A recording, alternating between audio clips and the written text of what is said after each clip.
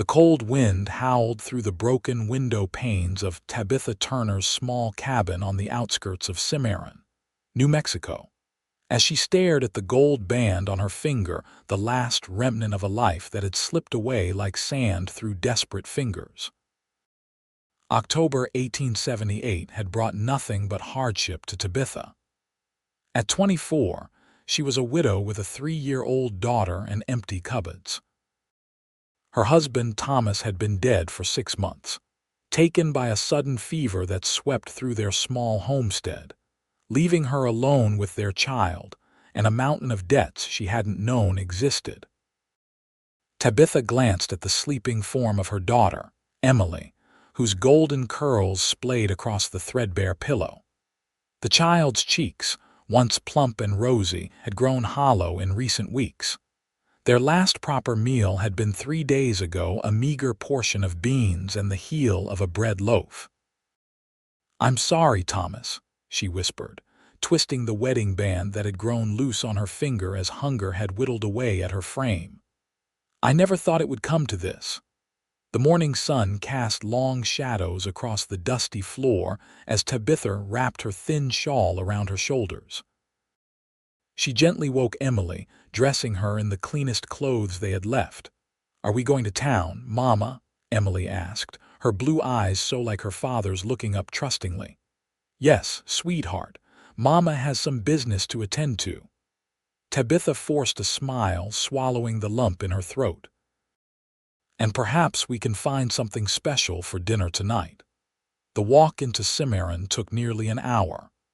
Emily's little legs grew tired halfway there, and Tabitha carried her the rest of the way, ignoring the ache in her own empty stomach.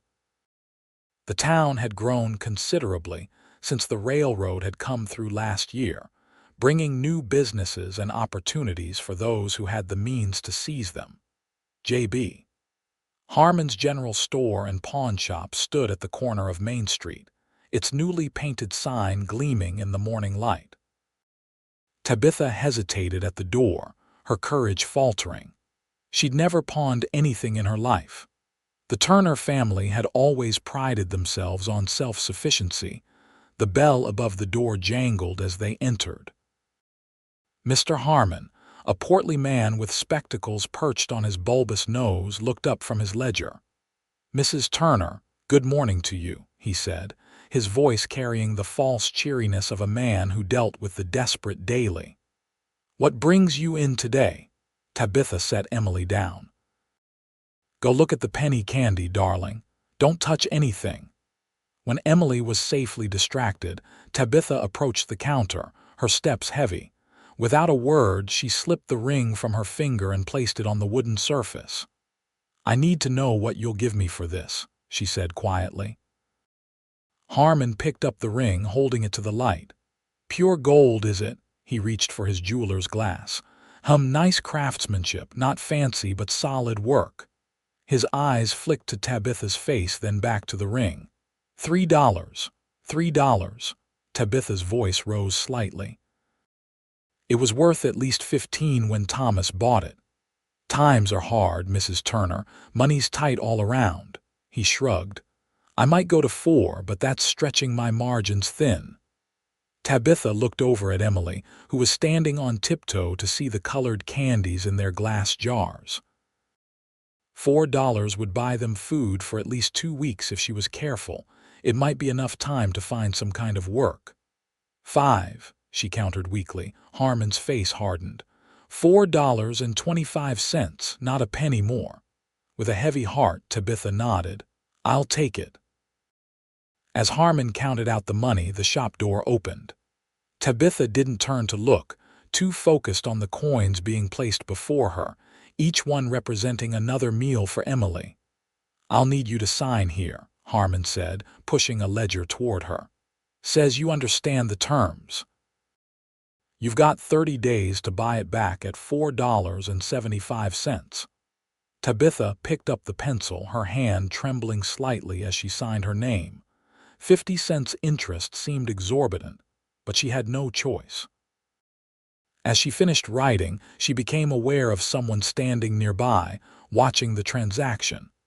From the corner of her eye, she could see dusty boots and denim trousers. "Come along, Emily," Tabitha called, pocketing the money. "Let's go to Mr. Peterson's grocery." Emily skipped to her mother's side, her eyes still lingering on the candy jars. Tabitha took her hand and turned toward the door, finally getting a look at the man who had entered. He stood tall and lean against the counter, trail dust covering his clothes, his face partially shadowed by a wide-brimmed hat. A gun belt sat low on his hips, though he didn't have the menacing air of a gunslinger. Their eyes met briefly. His were a startling shade of green before Tabitha ducked her head and hurried past him.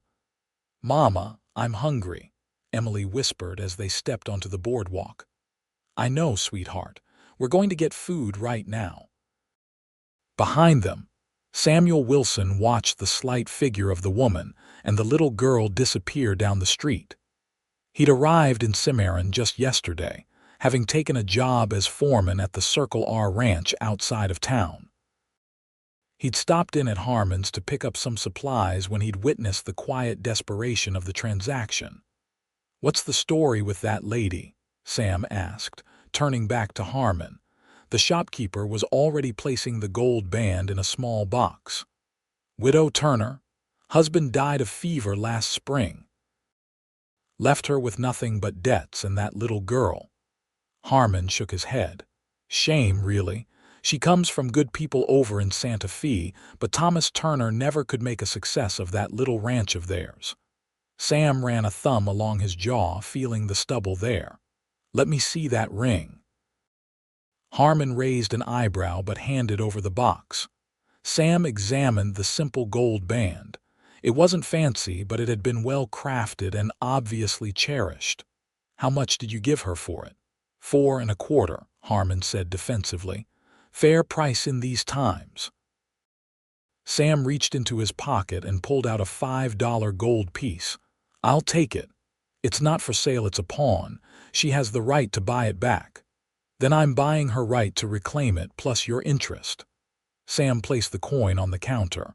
"And I'll need a receipt." Harmon stared at him. "You don't even know her." "I know enough." Sam's voice was quiet but firm. "The receipt, please." As Harmon reluctantly wrote out the paper, Sam gathered the supplies he'd come for: tobacco, ammunition, a new shirt, and some hard candies. His mind kept returning to the image of the proud woman pawning her wedding ring, the flash of shame and determination in her eyes. "You staying in town long?" Harmon asked as he tallied the purchases. "Working at the Circle R now, foreman position." Sam paid for his goods. "Any idea where the Turner place is?" "About 3 miles east of town. Small cabin with a red barn just past the creek crossing."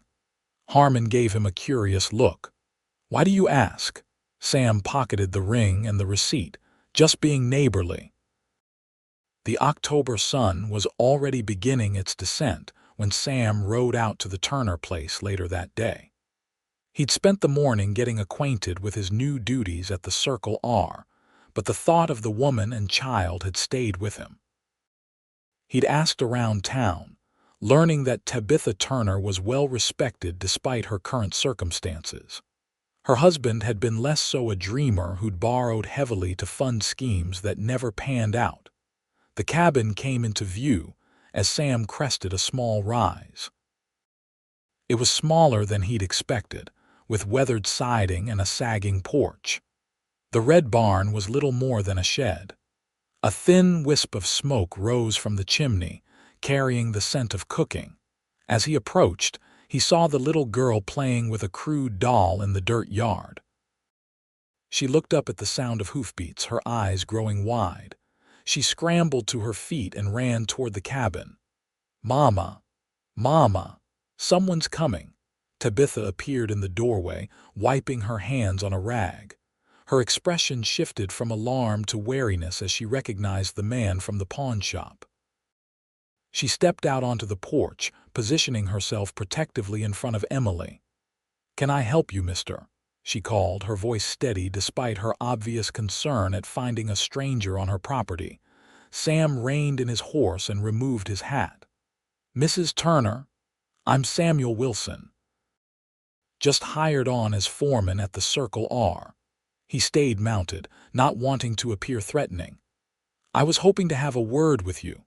Regarding what matter?" Her hand went unconsciously to her bare ring finger. "I was at Harmon's this morning," he said, deciding directness was best. "I saw you pawning your wedding ring."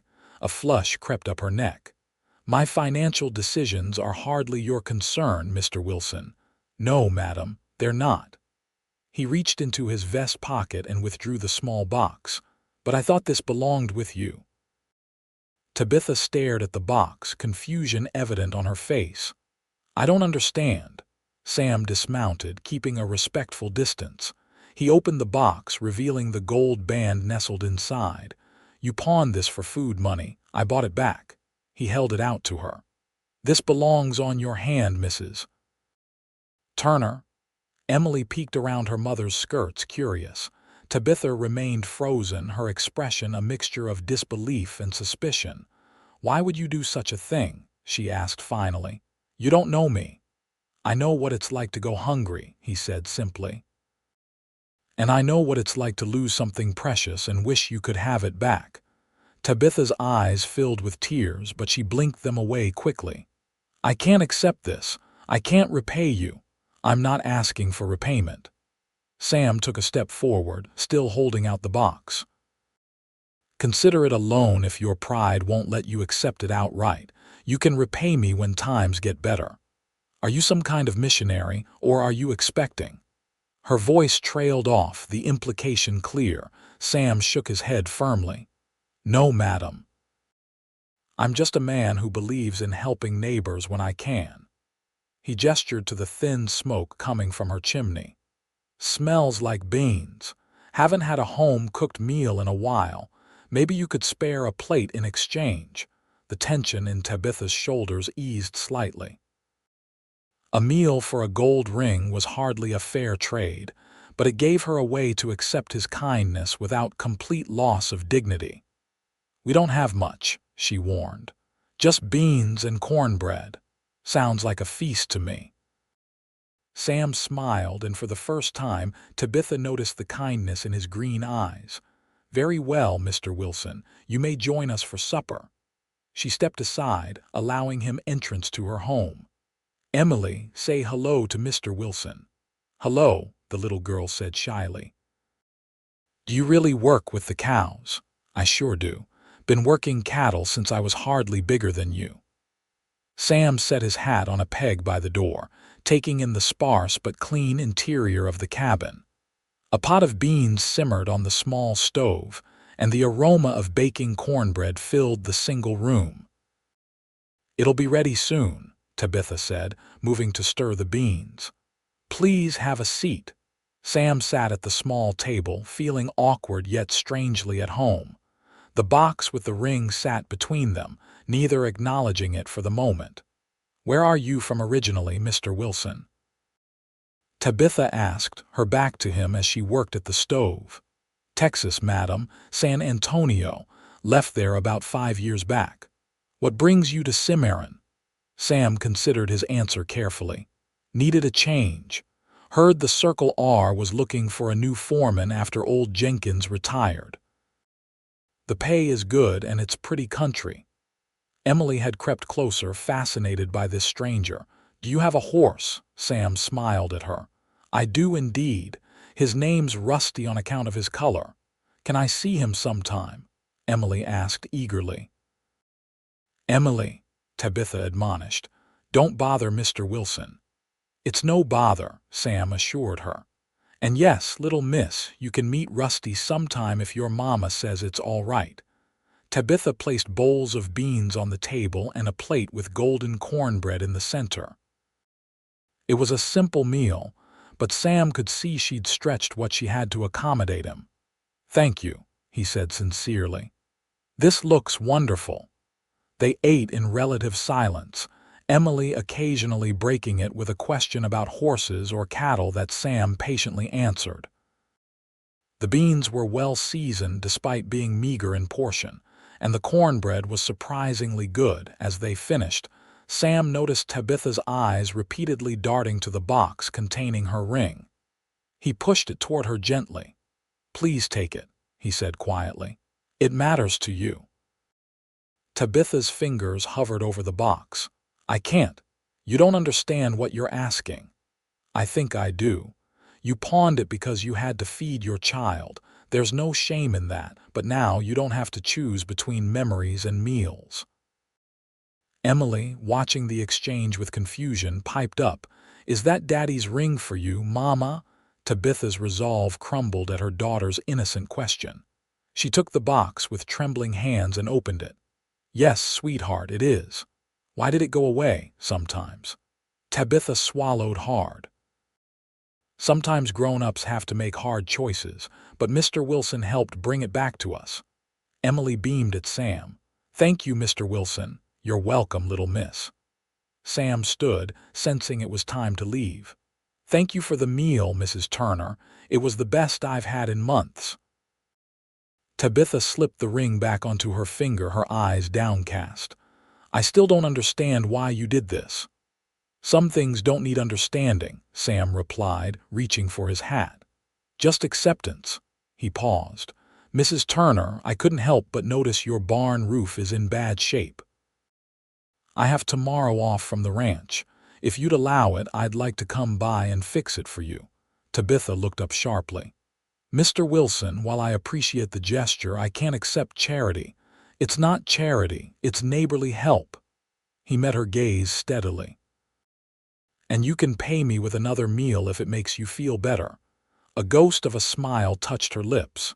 "You drive a hard bargain, Mr. Wilson." "Sam," he corrected gently. "My friends call me Sam." "Very well, Sam." She tested his name cautiously. "I suppose I could manage another meal in exchange for roof repairs." "Then it's settled. I'll be by after church tomorrow if that suits you." Tabitha nodded, walking him to the door. Emily trailed behind them, clutching her doll. "Will you bring Rusty?" she asked hopefully.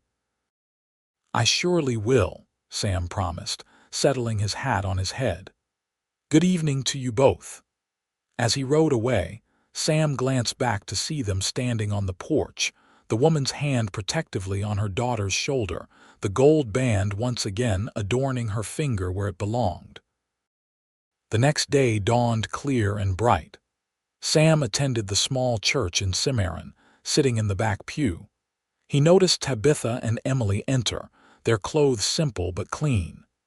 Tabitha wore a faded blue dress that had once been fine, her honey-brown hair pinned neatly beneath a modest bonnet.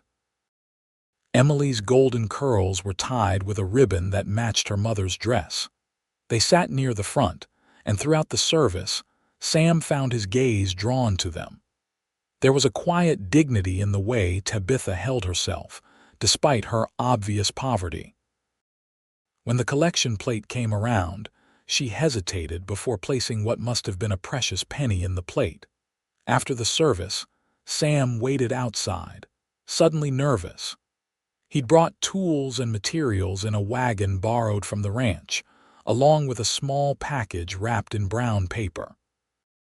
Tabitha spotted him as she exited the church, her expression momentarily surprised before composing herself.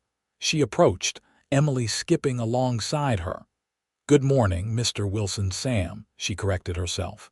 "I see you're prepared for roofing." "Yes, madam." "Thought I'd head out to your place now if that's convenient." "Of course." She hesitated. "We usually walk, but I'd be honored to give you ladies a ride," Sam said, offering his hand to help Emily up onto the wagon seat. The little girl giggled with delight as Sam lifted her. "Is Rusty coming too?" she asked, looking around for his horse. "He's tied up behind the wagon," Sam explained, helping Tabitha up next. Her hand was small in his, calloused from work but still feminine. "I brought him special for you to meet." The ride to the Turner homestead was pleasant. Emily chattering excitedly about the service and the new ribbon her mother had found in an old trunk. Tabitha was quieter, but Sam noticed her stealing glances at him when she thought he wasn't looking. "I hope I'm not imposing by coming on Sunday," Sam said as they neared the cabin. "Some folks might consider it inappropriate to work today." "The good Lord understands necessity," Tabitha replied, "and I believe he values kindness above strict observance." Sam nodded, impressed by her practical faith. "My mother used to say much the same thing. Used to, she passed on when I was 16. Consumption." "I'm sorry," Tabitha said softly. "It's hard losing those we love." "It is," Sam agreed, pulling the wagon to a stop in front of her cabin. "But we carry on for those who remain." He glanced meaningfully at Emily, who was already scrambling to get down and see Rusty. After introducing Emily to his horse, a gentle chestnut gelding who seemed to enjoy the little girl's attention, Sam set to work on the barn roof. It was worse than he'd initially thought, with rotting boards that needed replacing before he could even address the missing shingles. Tabitha brought him water occasionally, watching his progress with a mixture of gratitude and something else he couldn't quite identify. "Thomas always meant to fix it," she said during one such visit. "He had plans to expand the barn, maybe get a milk cow." Her voice held no bitterness, just a resigned acceptance. "Was he a rancher before?" Sam asked, wiping sweat from his brow. "No, he was a clerk in Santa Fe when we met. He had dreams of land and cattle, but—" She trailed off, looking across the small property. "Dreams don't always align with ability." "No, they don't," Sam agreed, "but there's nothing wrong with dreaming." "Unless those dreams leave your family destitute," Tabitha said quietly, then immediately looked regretful. "I'm sorry, I shouldn't speak ill of him. Grief comes in many forms, Mrs. Turner. Anger is one of them." She studied him curiously. "You speak as someone who knows."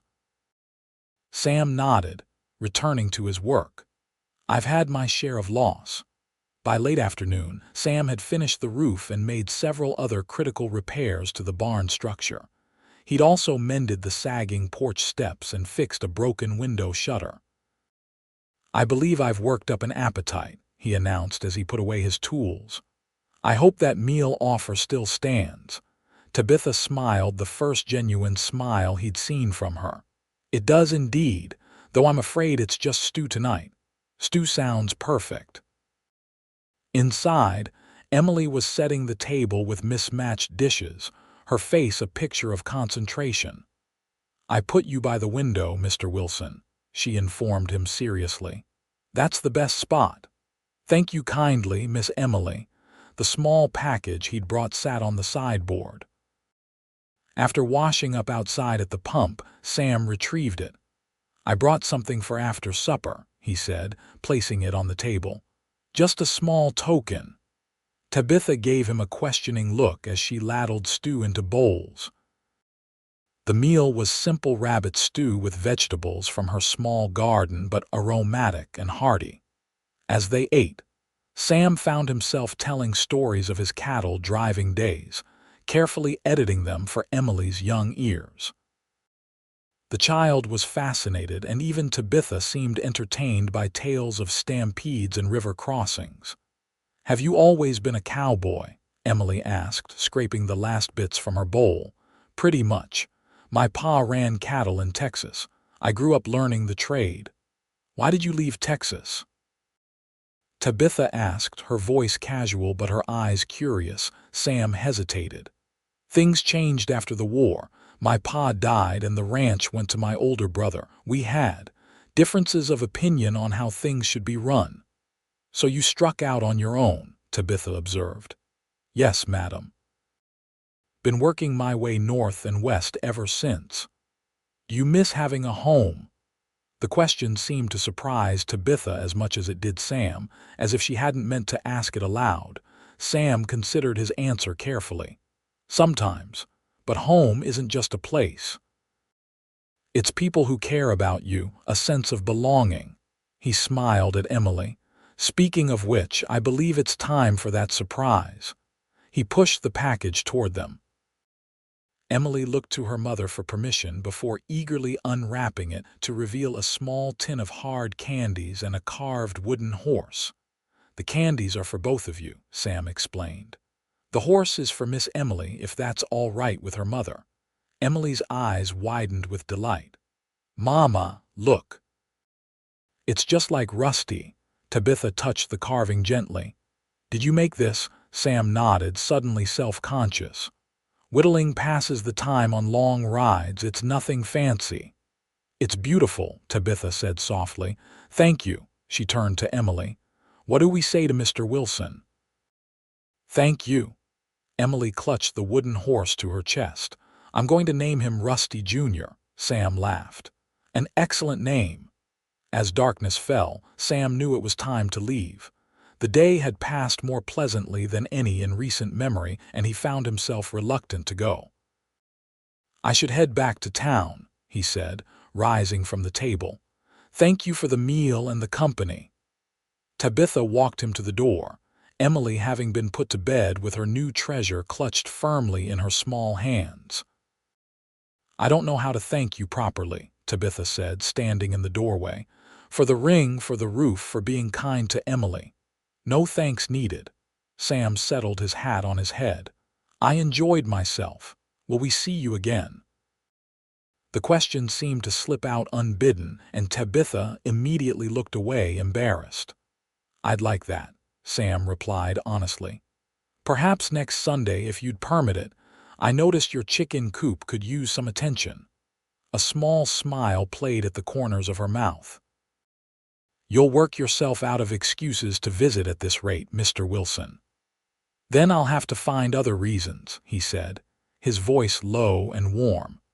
Their eyes met in the lamplight, and for a moment, something unspoken passed between them. Then Tabitha stepped back, her hand unconsciously going to the gold band on her finger. "Good night, Sam," she said softly, "and thank you." "Good night, Tabitha," he replied, using her given name for the first time. As Sam rode back to town under the starlit sky, he found himself thinking not of the lonely room waiting for him at the boarding house, but of a small cabin where a gold ring had found its way home, and perhaps so had he. The following weeks brought a routine that Sam came to treasure. Each Sunday after church, he would drive Tabitha and Emily home, spend the day making repairs on their property, and join them for supper. Gradually, these visits extended to Wednesday evenings as well, when he would bring small gifts, practical things like flour or sugar, occasionally something special like a ribbon for Emily or a book for Tabitha. By mid-November, the cabin had undergone a transformation. Sam had repaired the leaky roof, rebuilt the chicken coop, mended fences, and chopped enough firewood to last the winter. He'd even managed to acquire 2 laying hens and a milk goat, insisting they were cast-offs from the Circle R that would otherwise have been slaughtered. Tabitha knew better, but accepted the gifts with growing ease. Her initial wariness had given way to warm friendship, though both were careful to maintain proper boundaries. Still, she found herself watching the road on Sundays and Wednesdays, her heart lifting at the sight of his approaching figure. Emily had no such reservations about her affection. She adored Mr. Sam, as she'd taken to calling him, and would run to meet him, eager to show him her latest discovery or to hear a new story. On a crisp Sunday in late November, Sam arrived with his usual punctuality after church. This time, however, he brought something unusual, a small evergreen tree tied to the back of his wagon. "What's this?" Tabitha asked as he untied it. "Well, Thanksgiving's this Thursday, and I thought we might bring a bit of the forest inside." He looked suddenly uncertain. "Unless you'd rather not." "It's lovely," Tabitha assured him, "but Thanksgiving is still days away." "I know, but—" Sam shifted awkwardly. "I was hoping you might consider having me for Thanksgiving dinner. Both days, actually Thursday and Friday. The ranch has given us a long weekend." Tabitha's expression softened. Of course you're welcome for Thanksgiving. You've become. She paused, searching for the right word. Family, she finished simply. The warmth in Sam's eyes told her she'd chosen correctly. Thank you. That evening, after they had set up the small tree in the corner of the cabin, and Emily had decorated it with pine cones and bits of colored paper, Sam lingered at the door longer than usual. "There's something I've been meaning to ask," he said, his voice uncharacteristically hesitant. "The winter social is next Saturday in town. I was wondering if you and Emily might like to attend. With me," he added, in case his meaning wasn't clear. Tabitha's hand went to her throat, where a simple cameo, another of Sam's found items that he insisted had been just sitting in a drawer at the boarding house, now rested. "As friends?" she asked carefully. Sam took a deep breath. "If that's what you prefer. But I'd be honored if you'd consider it. Something more." Tabitha's cheeks flushed. "Sam, she glanced back at Emily, who was admiring the little tree. "It's complicated." "I understand," he said quickly. "It's too soon, or I've overstepped." "No," Tabitha interrupted. "It's not that. It's just—" She twisted the gold band on her finger, a habit she'd developed when nervous. "People will talk." Sam's expression cleared. "Ah, you're worried about propriety." "It's barely been 8 months since Thomas passed," she explained. "And while I know most people in town are kind, there are always those who judge," Sam finished for her. "I understand. Forget I mentioned it." "I didn't say no," Tabitha said quickly. "Just that it's complicated." She took a deep breath. "I would like to go with you, very much. But perhaps we should wait until after Christmas. It would seem less like I've been courting a new widow," Sam suggested, a glint of humor in his eyes. Despite herself, Tabitha laughed softly. "Yes, exactly." "Then we'll wait," he agreed. "Though I should tell you, Tabitha Turner, that I have every intention of courting you properly when the time is right." The declaration hung in the air between them, both frightening and exhilarating. Tabitha felt her heart race. "I should find that presumptuous," she said softly. "Do you?" His green eyes held her steadily. "No," she admitted. "I find it hopeful." Sam smiled, relief evident in his expression. "Then I'll be patient." He tipped his hat. "Good night, Tabitha. I'll see you Thursday." "Good night, Sam." As she closed the door behind him, Tabitha leaned against it, her thoughts in turmoil. She hadn't expected to feel this way again, this mixture of anticipation and fear, of longing and hesitation. Thomas had been gone such a short time, yet it felt like years. And Sam. Sam was everything Thomas hadn't been: reliable, practical, steady. "Mama," Emily called from her small bed. "Is Mr. Sam gone?" "Yes, sweetheart, he'll be back for Thanksgiving." "Good." Emily yawned. "I like when he's here. The house feels warmer."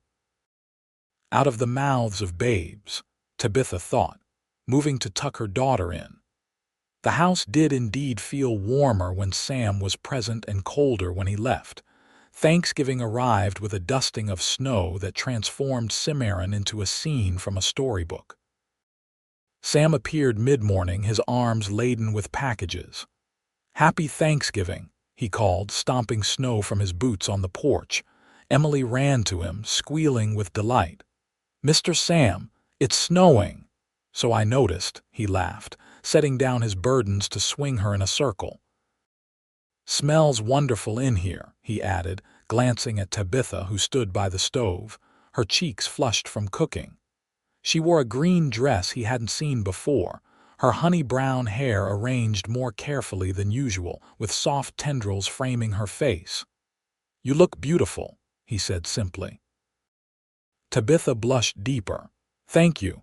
It's nothing special, just my old Sunday dress." "I beg to differ." Sam brought his packages to the table. "I've brought some contributions to the feast." Inside the packages were treats that made Emily gasp with delight. Cranberry preserves, a small honeycomb, apples, and a chocolate bar wrapped in silver paper. "Chocolate," Emily exclaimed. "Real chocolate. Just a small piece after dinner," Tabitha cautioned, though she too looked pleased. "This is very generous, Sam.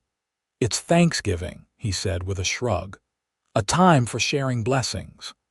The dinner was the finest they'd had in months, a plump chicken, suspiciously larger than the usual fare from Tabitha's small flock, sweet potatoes, corn bread, and gravy. They ate by lamplight, the early winter darkness having already fallen.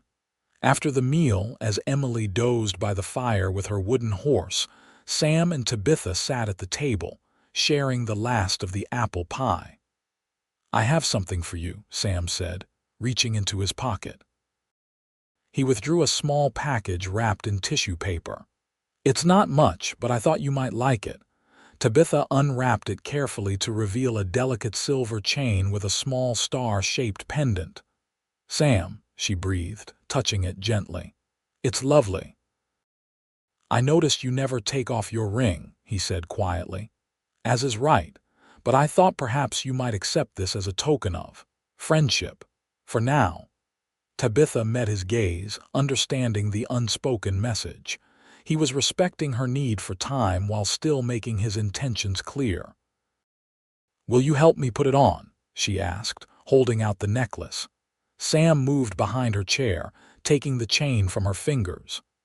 As he fastened it around her neck, his hands brushed against her skin, causing a shiver that had nothing to do with the winter chill. "Thank you," she whispered, touching the star that now rested at the hollow of her throat.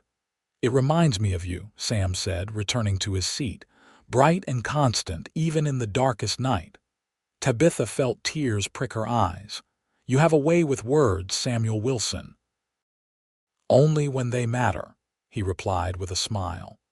The evening ended too soon, with Sam reluctantly taking his leave after promising to return the next day. As predicted, gossip began to circulate through Cimarron about the young widow and the new ranch foreman. Most was good-natured, even supportive. Tabitha had endured much, and Sam was well respected for his fair dealing and hard work. But some whispers were less kind, suggesting impropriety or questioning Tabitha's period of mourning. Neither Sam nor Tabitha acknowledged the talk directly, continuing their pattern of Sunday visits and occasional Wednesday suppers. By Christmas, it was generally accepted that Sam Wilson was courting Widow Turner, albeit with appropriate restraint. Christmas Eve brought a heavy snowfall that nearly prevented Sam from making it to the Turner cabin. He arrived just as dusk was falling, his coat crusted with ice, bearing gifts wrapped in colored paper, a luxury in Cimarron. "I wasn't sure you'd make it," Tabitha said, helping him out of his frozen coat. "Wild horses couldn't keep me away," Sam replied, stamping feeling back into his numbed feet. "Or wild weather, for that matter." Emily danced around him, eyeing the packages eagerly. "Are those for Christmas, Mr. Sam?" "They certainly are, Miss Emily," he confirmed, placing them beneath the small tree, now decorated with paper chains and dried berries. "But not to be opened until tomorrow." The little girl's face fell momentarily before brightening again. "That's all right. Mama says good things come to those who wait." "Your mama is a very wise woman," Sam agreed, winking at Tabitha. They shared a simple Christmas Eve supper of bean soup and biscuits, followed by carols sung around the fire. Emily's clear, high voice joined with Sam's deeper baritone and Tabitha's sweet soprano, filling the small cabin with music that seemed to chase away the winter's chill. As the hour grew late, Tabitha tucked Emily into bed with promises of presents in the morning. The child was asleep almost instantly, the excitement of the day having worn her out. "I should go," Sam said reluctantly, glancing at the darkness outside. "The snow's likely deeper now." "You can't possibly ride back to town in this," Tabitha protested. "It's Christmas Eve and the temperature is dropping by the minute. What do you suggest?" Sam asked, though his eyes suggested he already knew the answer. Tabitha hesitated only briefly. "Stay here. You can sleep near the fire. I have extra blankets. People will talk," he reminded her gently. "People already talk," she replied with a small smile.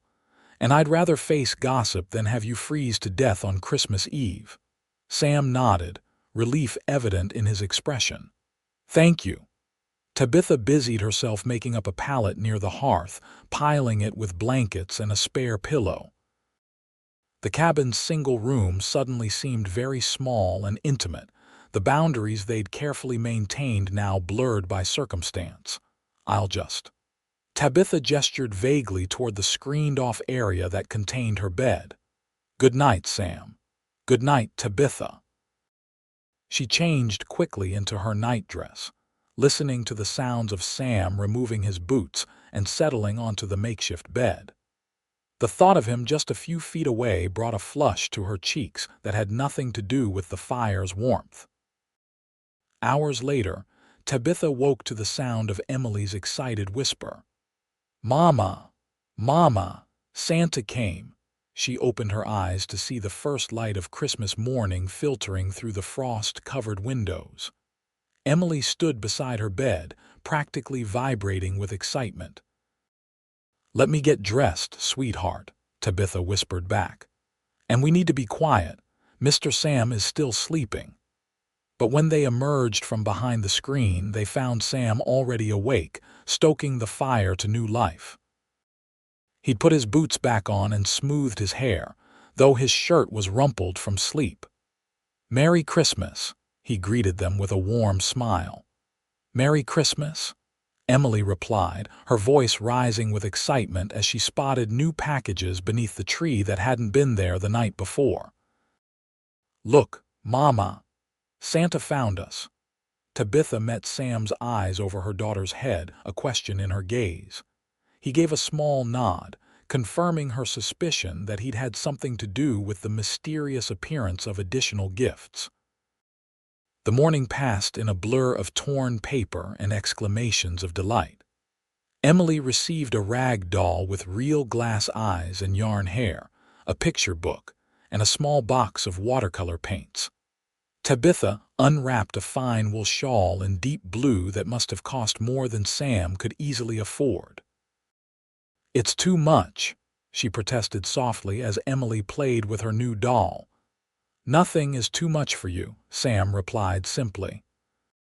Tabitha blinked back tears and handed him a package of her own, a new shirt she'd sewn from fabric purchased with egg money, and a knitted scarf in dark green that matched his eyes.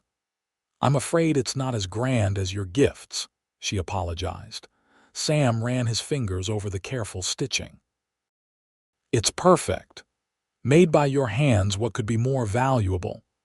They shared a Christmas breakfast of flapjacks with the last of the maple syrup Sam had brought for Thanksgiving, then spent the day in lazy contentment.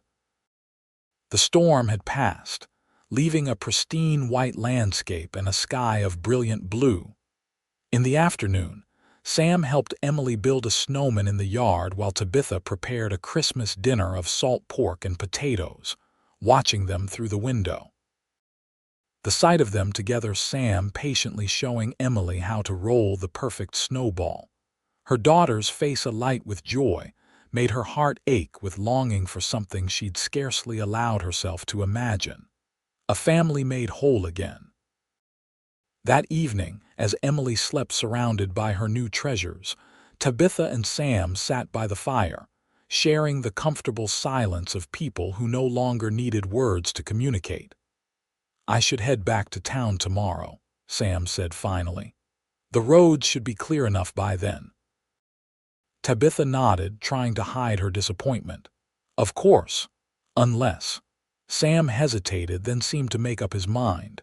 "Tabitha, I've been patient because I respect your grief and your need for time, but I think we both know where this is heading." Tabitha's heart began to race. "Sam, let me finish, please," he said gently. "I love you, Tabitha Turner. I love your strength, your kindness, your dignity in the face of hardship. I love the way you care for Emily, the way you've never complained about the hand life dealt you." He took a deep breath. "And I love Emily too, as if she were my own." Tears filled Tabitha's eyes. "I don't know what to say." "You don't have to say anything yet," Sam assured her. "I'm not asking for an answer tonight. I just wanted you to know how I feel, and that when you're ready, truly ready, I want to build a life with you and Emily." Tabitha reached for his hand, her fingers finding his. "You've been so patient, so kind. I never expected to find someone like you, especially not after Thomas left you with so little," Sam finished for her when she faltered. "Yes." She twisted her wedding ring, a habit Sam had come to recognize. "I loved him, but our marriage wasn't. It wasn't what I'd hoped for. He was always chasing the next opportunity, the next dream, never content with what we had." She looked up, meeting Sam's steady gaze.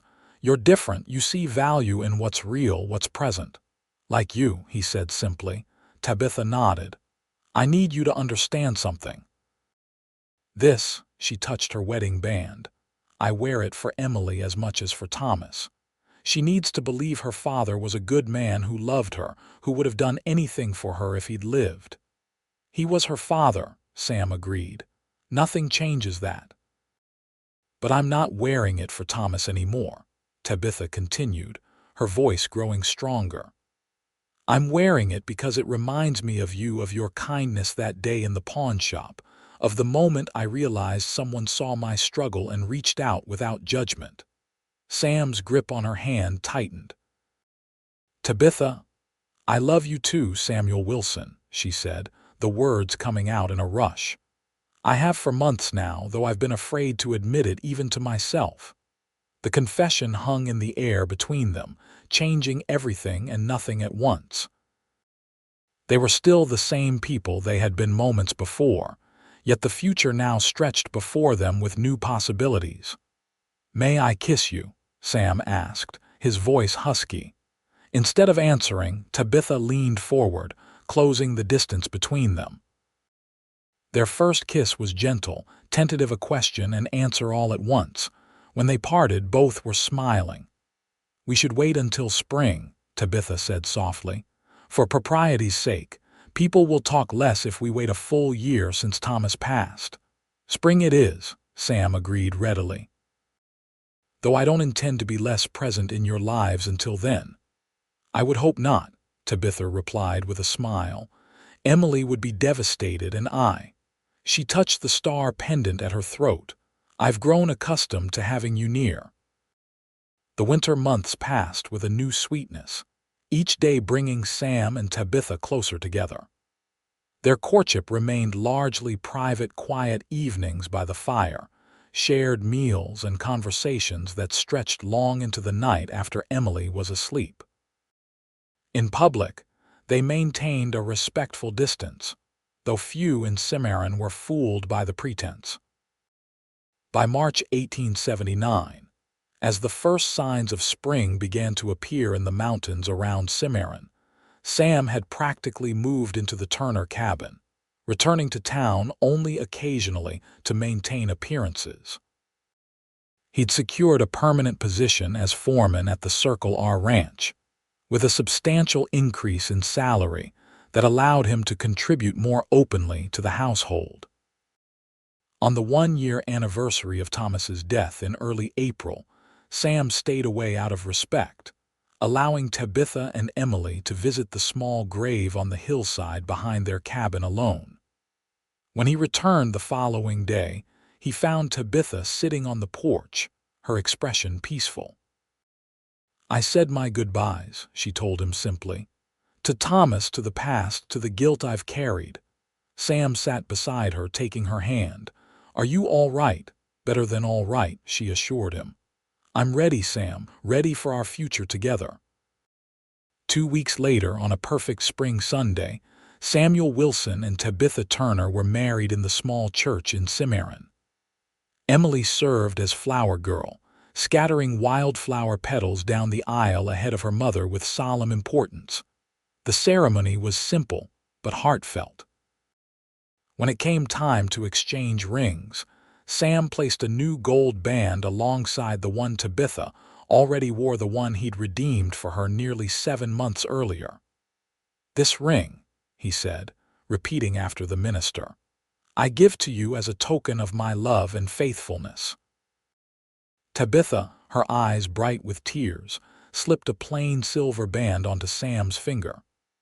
"With this ring I thee wed," she whispered, her voice steady and sure. The celebration afterward was modest by some standards but grand for Cimarron.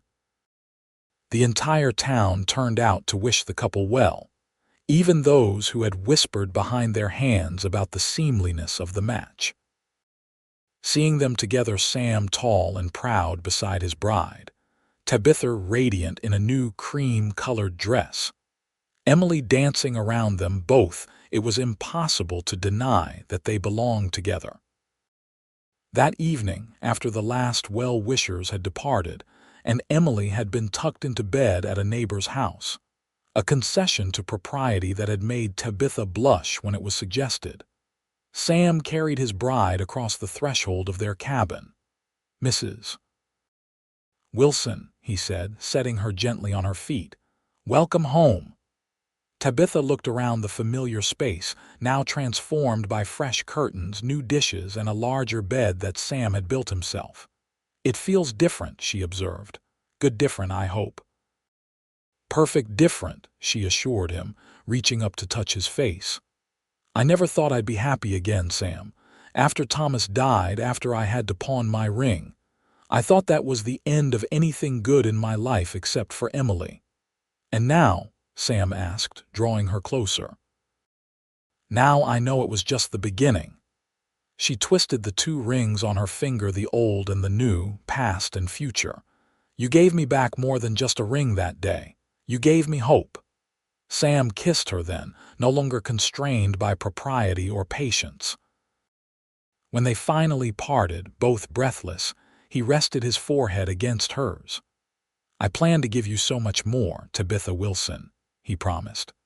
"A home filled with love, security for Emily, and if God willing, perhaps more children to fill these rooms with laughter." "I'd like that," Tabitha whispered. "Very much." Spring turned to summer, summer to fall, and fall once again to winter. Christmas of 1879 found the Wilson cabin transformed not just by decorations and a much larger evergreen tree, but by the addition of new furnishings. A small piano Sam had surprised Tabitha with on her birthday, and the signs of prosperity that came with Sam's careful management of their resources.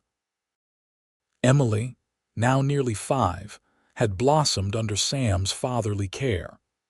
She called him Papa now, a transition that had happened naturally and without prompting shortly after the wedding.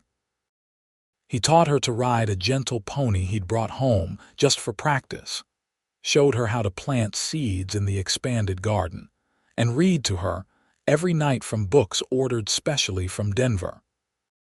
And on this Christmas morning, as they sat before the fire opening gifts, Tabitha had a special announcement of her own. "I have one more present," she said, as Emily examined her new slate board and Sam admired the leather-bound journal she'd given him. "But it's not something I can wrap." Sam looked up, curiosity in his green eyes. "What is it?"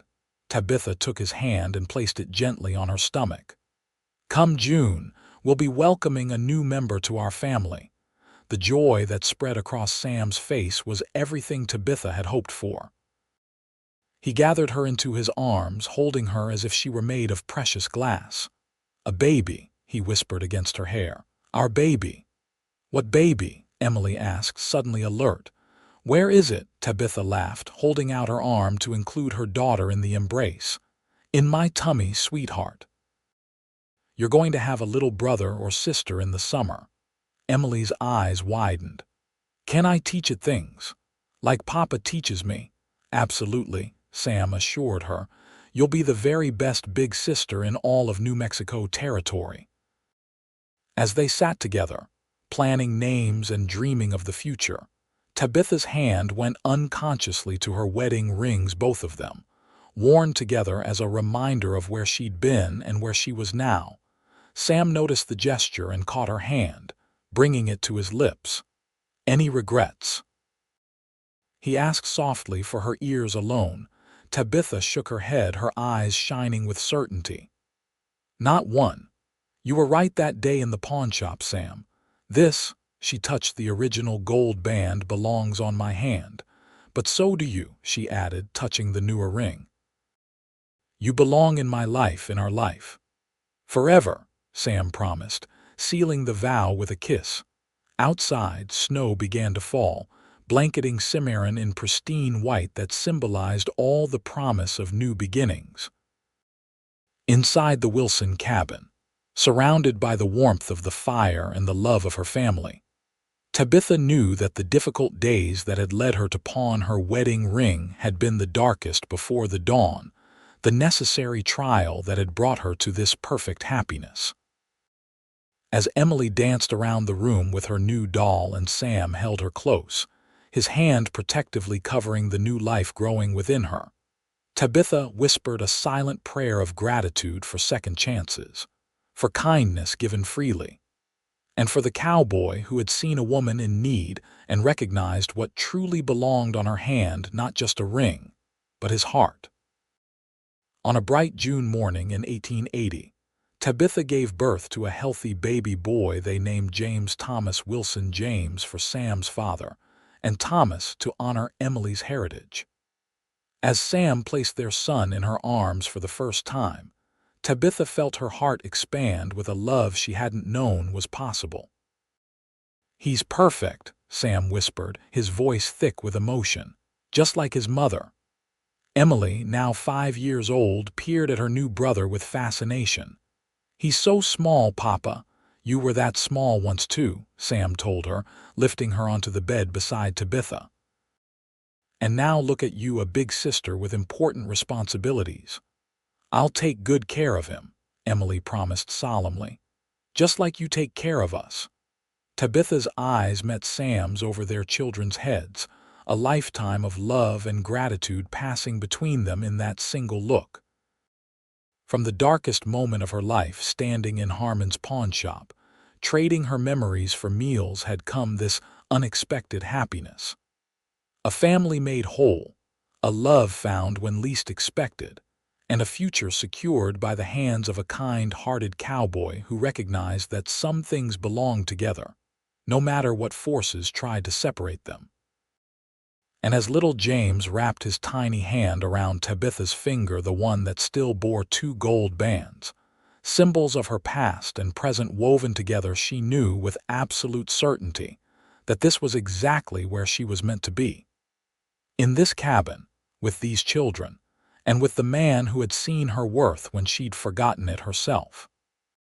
"I love you, Samuel Wilson," she whispered as he bent to kiss her forehead, "today and always." "And I love you, Tabitha Wilson," he replied, "for all the days of our lives." Outside, the New Mexico sun climbed higher in the clear blue sky, casting its golden light across the thriving homestead that had once been on the brink of ruin. The red barn stood sturdy and true, now home to 4 milk cows and 2 fine horses. The chicken coop bustled with activity, and the expanded garden promised a bountiful harvest.